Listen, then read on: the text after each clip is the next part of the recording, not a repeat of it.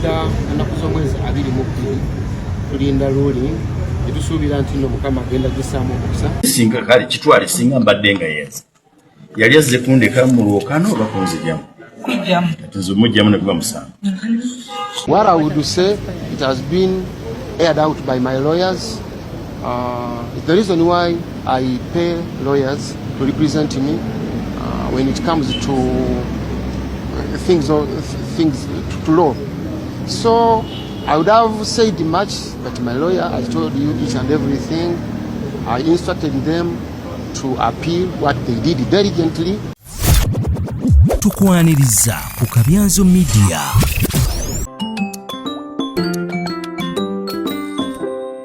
Kooti enkulu kyaddaaki yawuliriza omusango Sam Mathias Mulumba wa Lukaggadduka ekibabu gwe yawawaabira akakiiko k'ebyokulonda ng'awakanya eky'okumuwanduukulula mu kalulu akaaba abeesimbyewo ku kifo ky'omubaka owa Paaliyamenti owa Busiro East.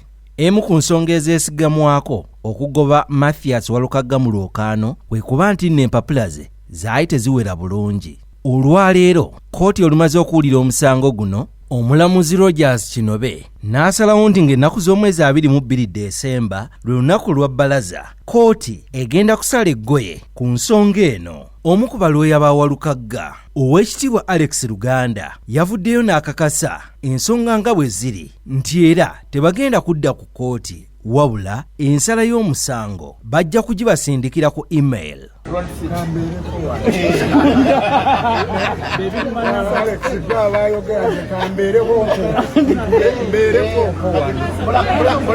Olw'okubeerawo nga mugoberera ensonga zino ez'amakulu mu bukulembeze bw'eggwanga, olwaleero luno tubadde mu kooti enkulu wano e Kampala nga tuzze okutandika okuwulira okujulira oba petition Honorable Mathias wa Lukagga gye yateekayo mu kooti nnaku nga 3 emabega nga tuwakanya ensalawo ya Electoral Commission okumujja ku Kakonge mu bubaka bwa Busiro East Constituency. Era tubaddewo mu kooti ne Electoral Commission nejja ne Mwami Lubowa ne bapulida be. Mwami Lubowa tabaddeewo ne bapulida be babaddewo. Era ng'amateeka we gagamba ne muganda wange Nalukolayo bategeeza ennaku 2 eziyise nti omusango guno gulina kuwulirizibwa mangu nnyo kubanga mu mateeka bwe kirina okubeera ng'ensala erina kufunibwa nga tebannamaliriza nakuba ballots. So kakati olwaleero kooti ewulidde omulanga gwaffe tubadde tuteesemu okusaba nga tusaba kooti evalidatinge petition yaffe kubanga mu mateeka petition enakolebwa mu nnaku 5 naye Electoral Commission yayisa ekiragiro kyayo ku 25 Novemba n'ekituulira n'ekifulumya nga 9 Desemba nga wayiseewo ennaku nga 14.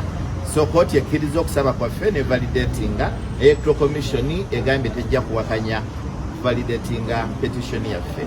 Kooti n'esaba Electoral Commission ne Mwami Lubowa ng'ebawadde olunaku lumu bateekemu empoza yaabwe oba okuddamu ku petition ya Honorable Lukagga.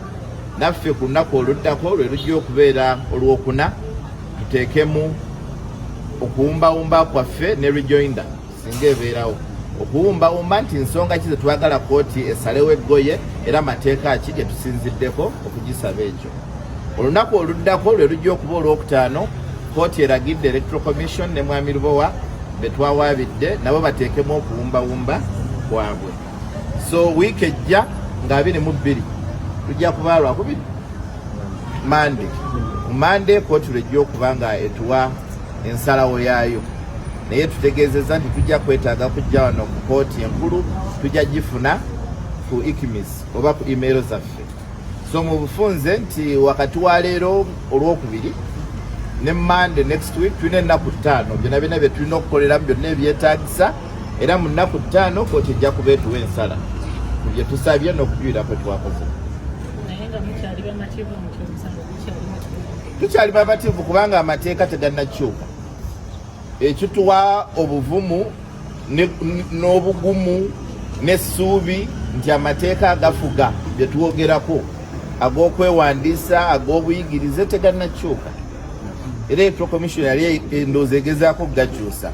Tukyali bavumu kubanga Honorable Mathias wa Lukagga akyalina certificate eva mu National Council of Higher Education ekakasa nti obuyigirize obwetaagisa okwesimbawo abulina. ate ekitongole kirina obuvunanyizibwa obwo ye National Council for Education ne UNEB ezamumakinga.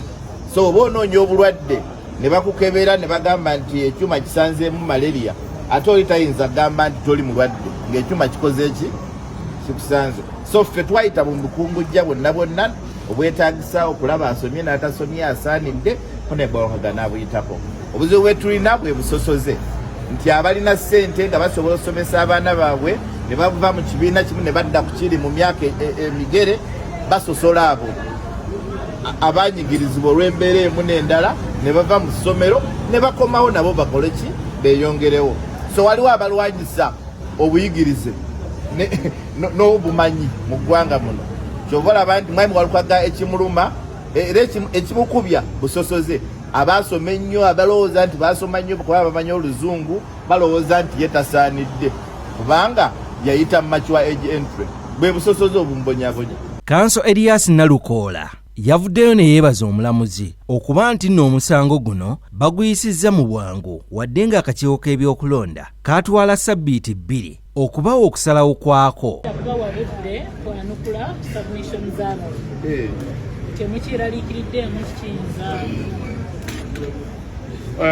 Waliwo ennono y'amateeka egamba nti oyo ali mu musango talina ate kutambulula bigera ate agende ku bisukka ku ebyo bye yaleeta mu kkooti. Bw'oba wawaaba ng'okaayanira kibanja ate totuuka wakatikati n'ogamba nti naye n'omukyala yamutwalirako. Tusuubira nti bannaffe bajja kukuuma ennono eyo babeere ng'ebyo bye tuleese byebyo bye baddamu.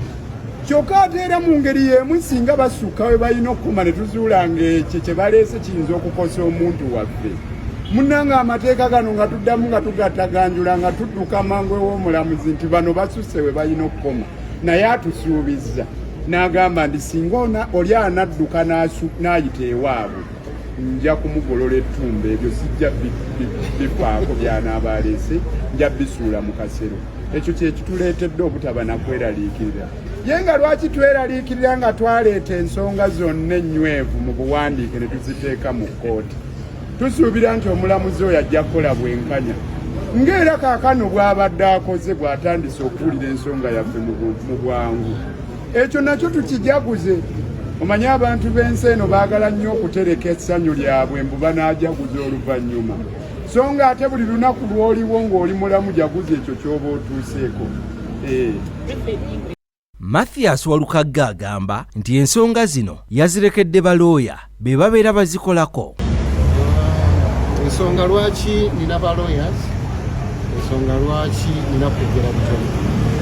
Bwe nalyogedde ba lawyers babyogedde ate n'olwo nze kye nnina okukola kwe kubawa ebiragiro nti tukole kino tuddeko kino ebikwatagana n'amateeka ne bali competent maybe kati tulinda ennaku z'omwezi 22 tulinda ruling etusuubira nti nno Mukama agenda gisaamu okusa. Era okukkaatiriza kino yakizzeemu ne mu Luzungu. It has been aired out by my lawyers. The reason why I pay lawyers to represent me when it comes to things to law. So I would have said much, but my lawyer has told you each and everything. I instructed them to appeal what they did diligently, and we are waiting for the ruling on the 22nd. And we are very sure that we are going to be the winners. Kanso Liyimbazi Nalukoola agamba nti tebatidde ekijje kijje kubanga bo balina obukakafu nti omuntu waabwe ebitabo abiweza. We are not worried at all because we are guided by principles of law. One of such principles is to the effect that a party is not allowed to go beyond the pleadings on court record. So I believe our colleagues, our land friends for the respondents will not cross the bar. They will be within. The pleadings will be on the record, and it's that the pleadings on the record which will guide us in the course of making our submissions.